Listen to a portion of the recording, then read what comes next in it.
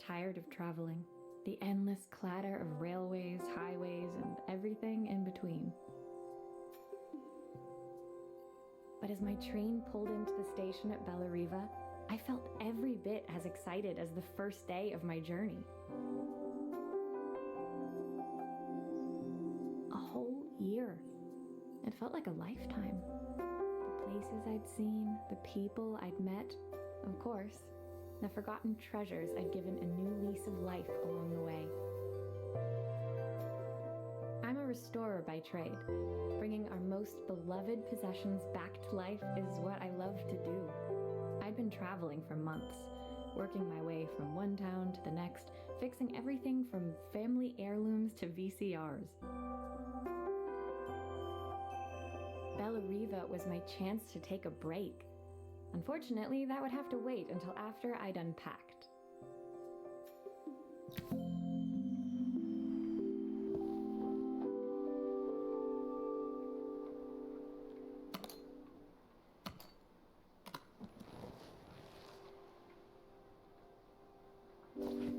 My favorite overalls. These will never go out of style. The tools of my trade. No hope of restoring things without these. My parents took this after I made my first repair. Seems like a lifetime ago. My passport. Not many blank pages left now. I picked up these sunglasses on my last stop. Hopefully I'm cool enough to pull them off. Who doesn't love a scrunchie? Practical and stylish.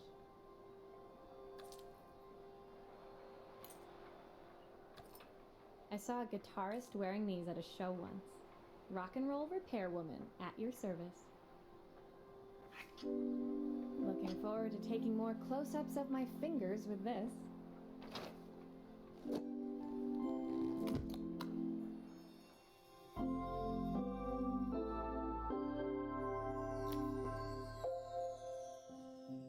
Finally, I'd made it to Bellariva. I'd come for the food festival, taking place in a few days' time. After living off TV dinners and instant ramen for the last few months, I was craving a decent meal. Of course, I'd need to earn enough money to pay for it, so I figured I'd head out the next day and find some work. My parents never wanted me to go. They wanted me to stay in their shop and have a simple, stationary life. I knew there was a world out there, beyond the four walls of our antique store, that I had to be a part of. I daydreamed constantly about the weird and wonderful places each of our antiques came from. I loved figuring out their stories, revealing the memories hidden beneath the screws and wires. My story in Bellariva began with a little girl, and a voice she was longing to hear.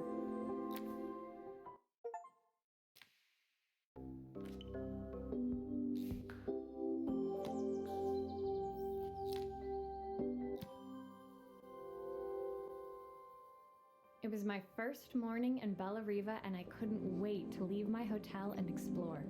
It was a quiet town, its streets and alleyways basking peacefully in the hot morning sun.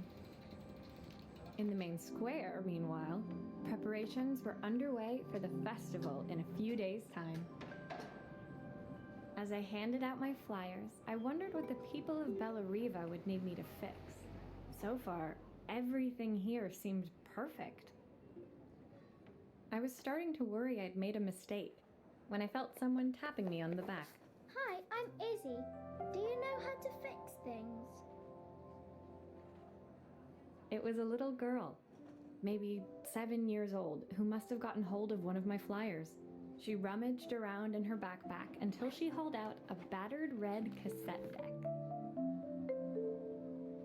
My tape is broken and I can't make it work anymore. I tried to fix it myself, but there's this metal thing in the way. Can you try?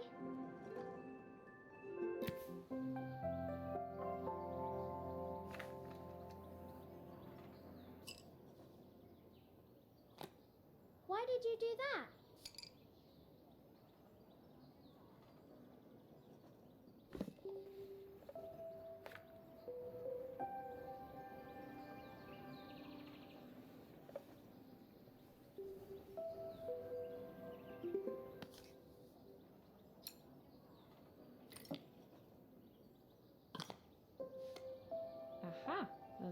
batteries look like they need replacing.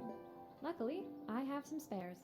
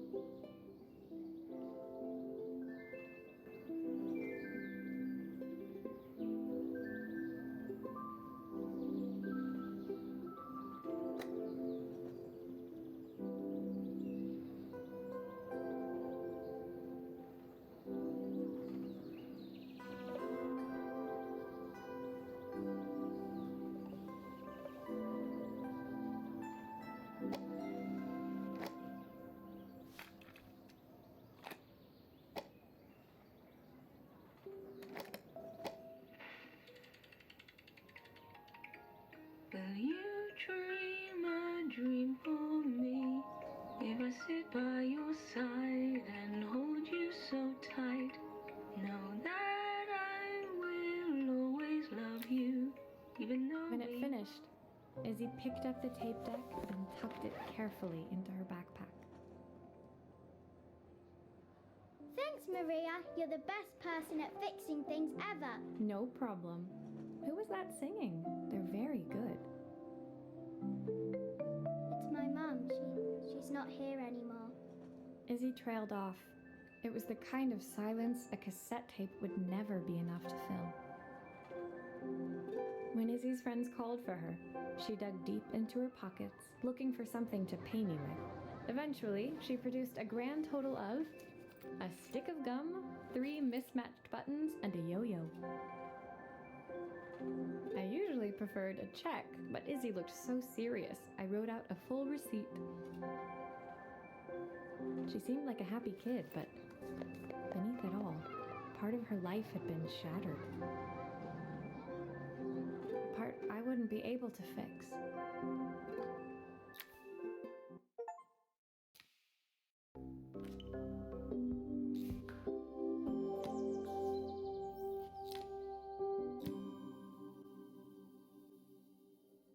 My first repair complete, I spent the rest of the day doing small jobs in and around the square.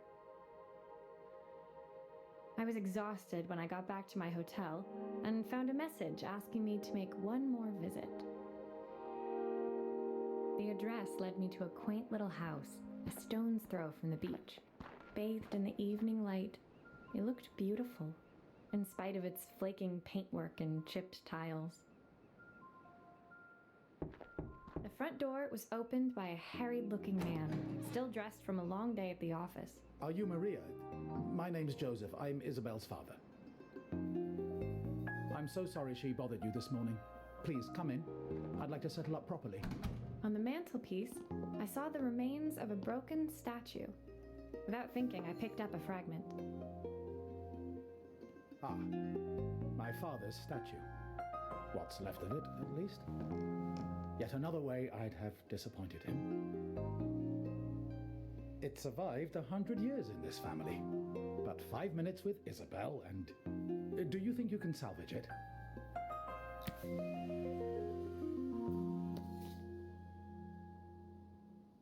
Will you be able to see the glue afterwards? I don't want people seeing the cracks.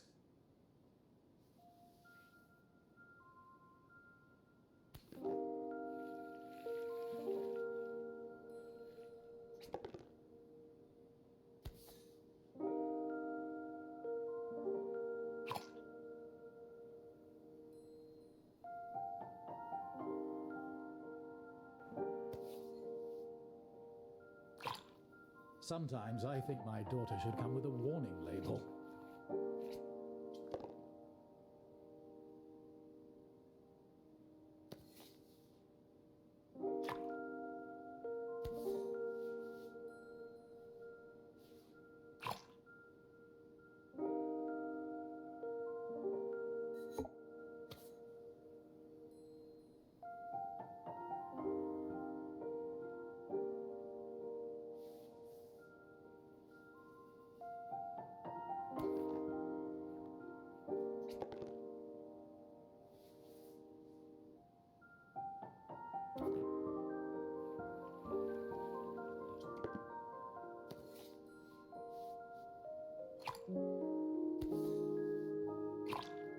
Is this glue really strong enough to hold everything together?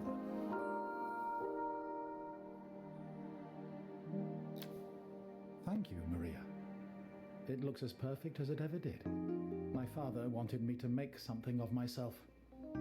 He didn't have time for anything less. As Joseph put the statue back on the shelf, it nudged against the family portrait stood proudly next to it. So he was Bellariva's mayor. And that was Izzy's mom. They must both miss her so much. Sorry, I'm a little tired. I've been working late getting things sorted for the festival. There's only a few days to go. Looks like I'll be working late. Again. When I told my parents I wanted to leave, they always found an excuse to be busy, to avoid talking about it. I guess keeping themselves occupied was their way of pretending it wasn't happening. Joseph's work must have been taking up so much of his time. But maybe that was what he wanted. I just hoped he was finding enough time for Izzy, too.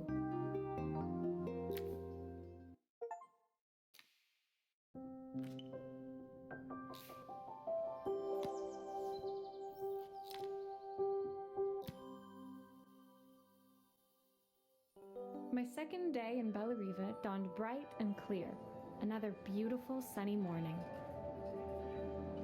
Walking into town, I passed cafes overflowing with customers cradling their morning coffees. I stopped, breathing in the smell of roasted coffee beans and freshly baked pastries. I was about to go inside when the owner of Carmen's, the cafe next door, stopped me. Hello, Maria? Were you here yesterday handing out flyers? I have a job for you. Her place was petite, tucked between its competitors as if hoping they wouldn't notice. Judging by the empty tables inside, though, her potential customers hadn't noticed it either. It's a bit slow today, but we're just getting started. I'm sure it'll pick up soon. As Carmen chatted, she walked over to the counter and returned with an old rotary phone. At least I've got plenty of time to practice my recipe for the festival. It's a new special I've been working on. I was hoping to call my sister for some, seasoning tips, but it won't connect. Can you see if you can figure out what's wrong?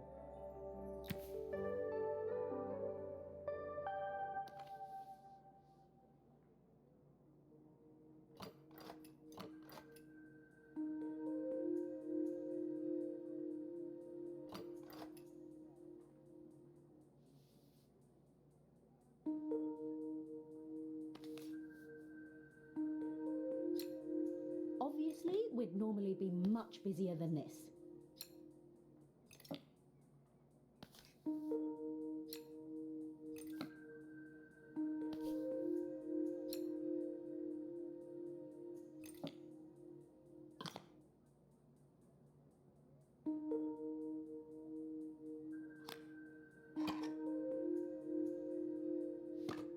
You can fix it, can't you? I can't afford to replace it.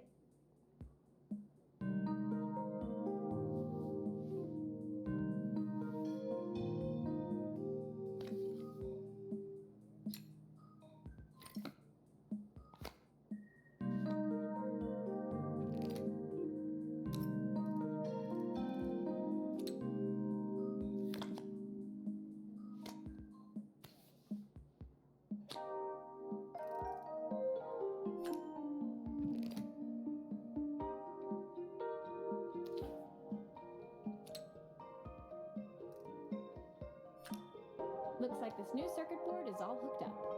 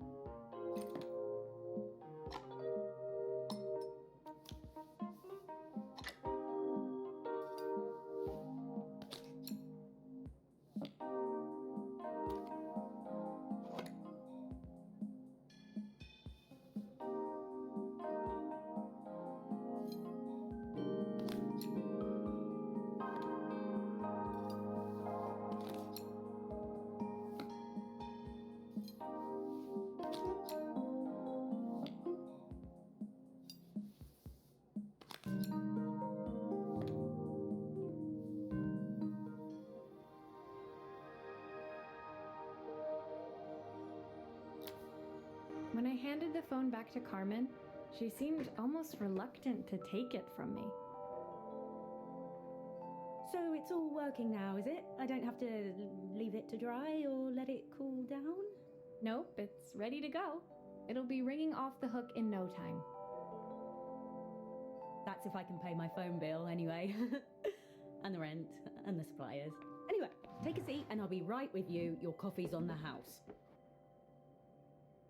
I sat at one of the empty tables, while at the counter, Carmen had started dialing the phone.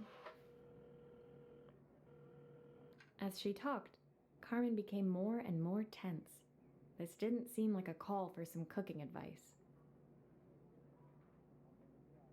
I know I still owe you from last time, but I can't afford to take part in the festival if I don't pay. I could almost feel the eye roll at the other end of the line.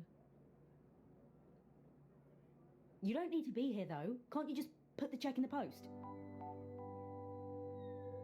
When the call ended, Carmen brought me my coffee, her hands trembling. Sorry about that. My sister's decided to fly in for a visit. Oh God, I have to get ready. Actually, I might have another job for you. Can you come by tomorrow?